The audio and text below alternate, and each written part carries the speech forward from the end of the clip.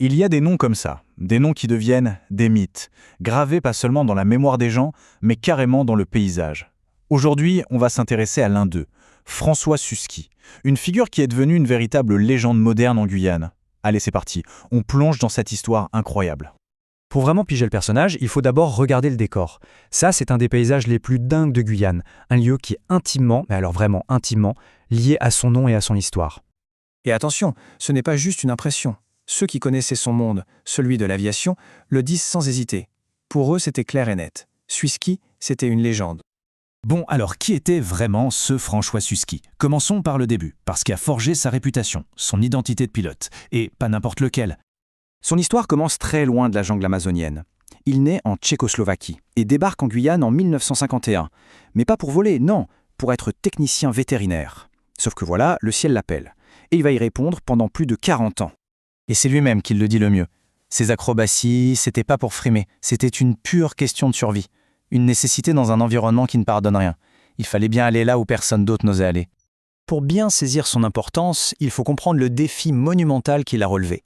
Être le lien, le seul lien pour connecter un monde complètement isolé du reste.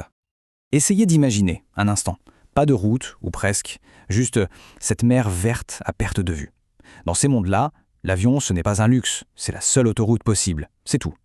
Du coup, son rôle était bien plus que celui d'un transporteur. Il était le cordon umbilical de l'intérieur de la Guyane. C'est lui qui ravitaillait les villages, qui soutenait l'économie locale et qui, souvent, réalisait des vols qui sauvaient purement et simplement des vies. Et c'est là que la légende prend une autre dimension. On dit qu'il volait aux fesses, au feeling, à l'instant. Sa carte, c'était les arbres, les montagnes, le cours des fleuves. L'anecdote où il lave les roues de son avion en rase-motte sur le fleuve, ça, c'est du pur Susski. Mais attention, l'erreur, ce serait de réduire Susski à son rôle de pilote, même un pilote de génie. Parce qu'il n'a pas fait que survoler la Guyane. Non, il l'a littéralement bâti. Et oui, car en plus d'être pilote, il était entrepreneur. Et regardez-moi cette liste. Des écoles, des systèmes d'eau potable, des pistes d'atterrissage, des quais.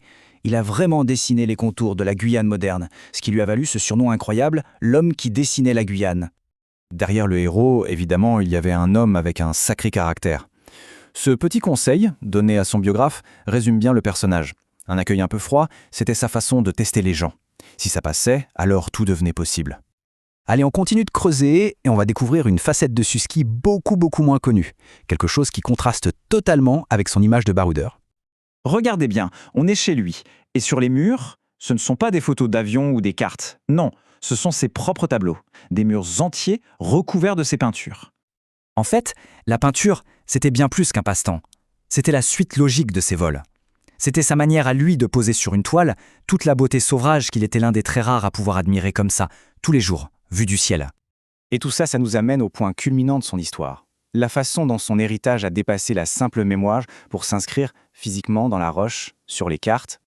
Et quand on dit que son nom fait partie du paysage, ce n'est pas une métaphore, c'est au sens propre du terme. Son nom est vraiment sur la carte de la Guyane.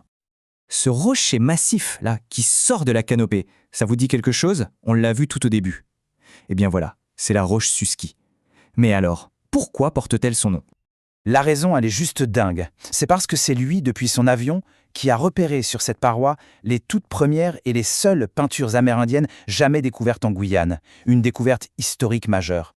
Et ce n'est pas tout. Une roche, une montagne, la salle des départs de l'aéroport de Cayenne, une piste d'atterrissage. Son nom est partout.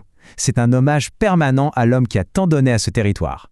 Son tout dernier vol a été le plus symbolique. Sa dernière volonté, c'était que ses cendres soient dispersées juste là, au-dessus de la roche Susski. Une façon de boucler la boucle, de fusionner pour toujours avec cette forêt qu'il aimait tant. Son esprit est toujours là. Cet aérogare, à Saül, en plein cœur de la jungle, c'est une de ses constructions. Elle est toujours là, toujours en service. Un témoignage bien vivant de son travail. Et son héritage, il n'est pas figé dans le passé. Aujourd'hui, il y a des associations de passionnés qui continuent son œuvre, qui rénovent ce qu'il a bâti et qui s'inspirent de sa mission pour continuer à connecter la Guyane. Ça nous laisse avec une dernière question. À notre époque, celle des GPS, des automatismes. Qu'est-ce qu'on peut bien retenir d'un homme qui se guidait avec les arbres, qui pilotait à l'instinct et qui a dédié sa vie à relier les gens? C'est peut-être ça, finalement, la véritable essence de l'aventure.